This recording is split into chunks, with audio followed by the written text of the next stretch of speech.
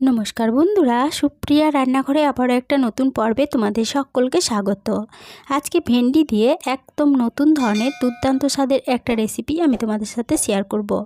এই রেসিপিটা গরম ভাত, রুটি, পরোটা যে কোনো কিছুর সাথে খেতে পারো, খেতে অসম্ভব টেস্টি হয়। তাহলে চলো বন্ধুরা, দেখে নেওয়া যাক আজকের এই ভেন্ডি রেসিপিটা কিভাবে বানানো হয়। ভেন্ডি দিয়ে রেসিপিটা বানানোর জন্য এখানে আমি নিয়েছি 400 গ্রাম পরিমাণ ভেন্ডিগুলোকে প্রথমে জল দিয়ে খুব ভালোভাবে ধুয়ে বেশ কিছুক্ষণ রেখে দিয়েছিলাম। ভেন্ডির গায়ে জলগুলো বেশ ভালোভাবে শুকনো হয়ে গেছে। এবারে এই ভেন্ডিগুলোকে কেটে নেব। ভেন্ডিগুলোকে কেটে নিয়েছি। আর ভেন্ডিগুলো কাটার আগে যদি ভালোভাবে জল দিয়ে ধুয়ে ভেন্ডিগুলো কেটে নেওয়া হয়, তাহলে ভেন্ডির মধ্যে যে স্লিপ ভাবটা থাকে সেটা চলে যায়। এবার এই ভেন্ডির মধ্যে দিয়ে দিলাম সামান্য পরিমাণ লবণ, দিয়ে দিচ্ছি খুব সামান্য পরিমাণ হলুদের গুঁড়ো, আর দিয়ে দিচ্ছি খুব সামান্য পরিমাণ ঝাল লঙ্কার গুঁড়ো। এখানে লঙ্কা গুঁড়োর পরিমাণটা তোমরা যেরকম ঝাল খেতে চাও সেরকম অনুযায়ী কম বেশি করে নিতে পারো। এবার এই সমস্ত উপকরণ ভেন্ডির সাথে হাত দিয়ে খুব ভালোভাবে মেখে নেব। সমস্ত উপকরণ ভালোভাবে মেখে নেওয়া হয়ে গেছে। এবার এটা একটা সাইডে সরিয়ে রাখলাম। এদিকে গ্যাসের ওভেনে একটা কড়াই বসিয়ে গ্যাসটা অন করে কড়াইয়ের মধ্যে দিয়ে দিলাম পরিমাণ মতো সরষের তেল। তেলটা যখন ভালোভাবে গরম হয়ে গেছে তখন এই তেলের মধ্যে সমস্ত কেটে রাখা ভেন্ডিগুলো দিয়ে দিলাম। এবার এই ভেন্ডিগুলো তেলের সাথে বেশ কিছুক্ষণ নেড়েচেড়ে ভেজে নেব।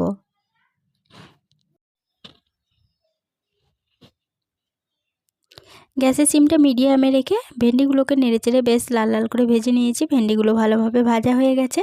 এবার গ্যাসের সিমটা বন্ধ করে দিয়ে ভেন্ডিগুলো কড়াই থেকে নামিয়ে নিচ্ছি।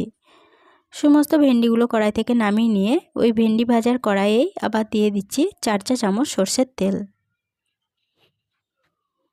তেলে ফোড়নের জন্য দিয়ে দিচ্ছি একটা তেজপাতা, দিচ্ছি খুব সামান্য পরিমাণ গোটা জিরে আর একটা শুকনো লঙ্কা।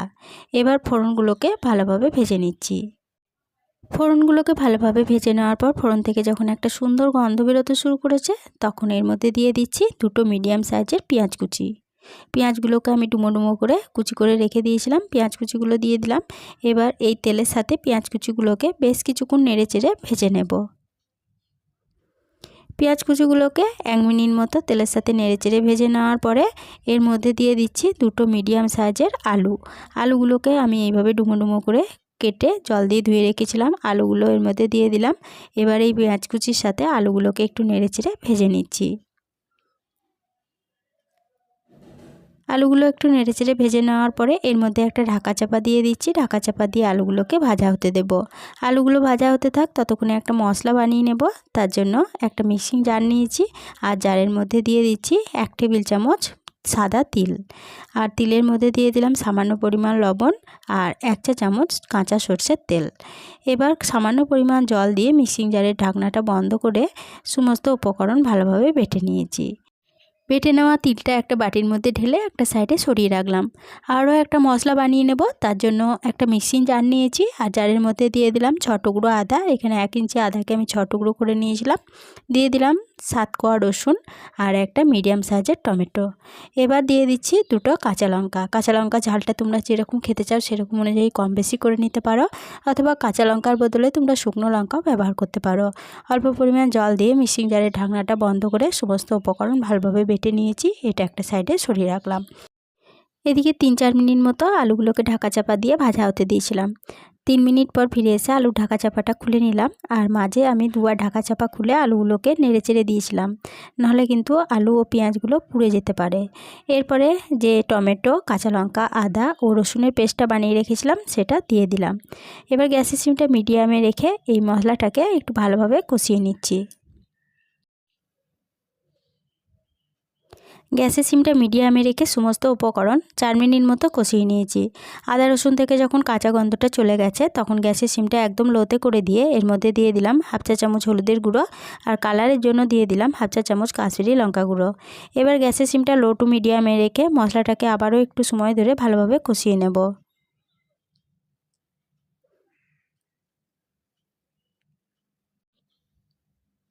গ্যাসের সিমটা লো টু মিডিয়ামে রেখে আবারও সমস্ত মশলা 3 মিনিট মতো কষিয়ে নিয়েছি। সম্পূর্ণ মশলা থেকে সম্পূর্ণ তেল ছেড়ে দিয়েছে, মশলাটা ভালো মতো কষানো হয়ে গেছে। তখন এর মধ্যে দিয়ে দিলাম বেটে রাখা তিল, আর তিলের বাটিটা ধুয়ে সামান্য পরিমাণ জল দিয়ে দিলাম। এবার আবারও গ্যাসের সিমটা লো টু মিডিয়ামে রেখে তিল বাটাটাকে সমস্ত উপকরণের সাথে একটু ভালোভাবে নেড়েচেড়ে কষিয়ে নেব। যতক্ষণ পর্যন্ত না তিলের কাঁচা গন্ধটা চলে যাচ্ছে ততক্ষণ পর্যন্ত এই তিল বাটাটা কষাতে থাকবো।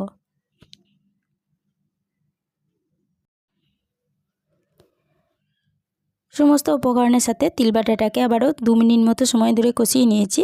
তিল বাটা থেকে কাঁচা গন্ধটা চলে গেছে আর তিল বাটাটা খুব ভালোভাবে কষানো হয়ে গেছে। এবার এর মধ্যে দিয়ে দেব ভেজে তুলে রাখা ভেন্ডি বা ঢ্যাঁড়সগুলো। এবার এই ঢ্যাঁড়সগুলো সমস্ত উপকরণের সাথে আবারও একটু ভালোভাবে নেড়েচেড়ে কষিয়ে নিচ্ছি।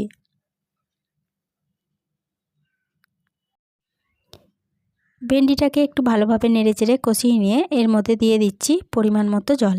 এখানে জলের পরিমাণটা তোমরা যেরকম গ্রেভি রাখতে চাও সেরকম অনুযায়ী কিন্তু কম বেশি করে নিতে পারো। আমি মোটামুটি 1 গ্লাস পরিমাণ জল এর মধ্যে ব্যবহার করলাম। জলটা দিয়ে সমস্ত উপকরণের সাথে আবারও খুব ভালোভাবে নেড়েচেড়ে মিশিয়ে নিলাম। এরপরে এর মধ্যে দিয়ে দেব স্বাদ অনুযায়ী লবণ। আর স্বাদের ব্যালেন্সের জন্য দিয়ে দিচ্ছি হাফ চা চামচ চিনি। এবার এই চিনি ও লবণটা সমস্ত উপকরণের সাথে খুব ভালোভাবে নেড়েচেড়ে মিশিয়ে নিচ্ছি। এরপরে গ্যাসের সিমটা মিডিয়ামে রেখে এর মধ্যে একটা ঢাকা চাপা দিয়ে এটাকে বেশ কিছুক্ষণ ফুটিয়ে রান্না হতে দেব। 5 মিনিট মতো ঢাকা চাপা দিয়ে ফুটিয়ে রান্না করে নিয়েছি। 5 মিনিট পর ফিরে এসে ঢাকা চাপাটা খুলে নিয়ে সমস্ত উপকরণ একটু ভালোভাবে নেড়ে চেড়ে নিয়ে আলুগুলো ভালো মতো সুসিদ্ধ হয়েছে কিনা একটু চেক করে নিচ্ছি। আলুগুলো খুব ভালো মতো সুসিদ্ধ হয়ে গেছে। এবার এর মধ্যে দিয়ে দিলাম খুব সামান্য পরিমাণ গরম মশলার গুঁড়ো। গরম মশলার গুঁড়োটা দিয়ে সমস্ত উপকরণের সাথে খুব ভালোভাবে নেড়ে চেড়ে মিশিয়ে নিলাম। এরপরে গ্যাসের সিমটা বন্ধ করে দিচ্ছি। বন্ধ করে দিয়ে এটাকে ঢাকা চাপা দিয়ে আরও 5 মিনিটের জন্য স্ট্যান্ডিং টাইমে রেখে দিচ্ছি। 5 মিনিট পর ফিরে এসে ঢাকা চাপাটা খুলে নিলাম। ভেন্ডি আলুর তরকারি পরিবেশনের জন্য আমার একদম রেডি হয়ে গেছে। গরম ভাত, রুটি, পরোটা যে কোনো কিছুর সাথে খেতে এই রেসিপিটা কিন্তু দুর্দান্ত লাগে। যদি রেসিপিটা দেখে তোমাদের ভালো লেগে থাকে ছোট্ট একটা লাইক দিয়ে এরকম নতুন নতুন রেসিপি পেতে প্লিজ আমার চ্যানেলটা সাবস্ক্রাইব করে আমার পাশে থেকো। বন্ধুবান্ধব সকলের সাথে শেয়ার করে দিতে ভুলো না প্লিজ। আজকে রেসিপিটা কীরকম লাগলো কমেন্ট করে জানাতে ভুলো না। আজকে এই পর্যন্তই ছিল। ফিরে আসবো আবার নতুন কোনো রেসিপি নিয়ে। ততক্ষণে সবাই ভালো থাকবে, সুস্থ থাকবে।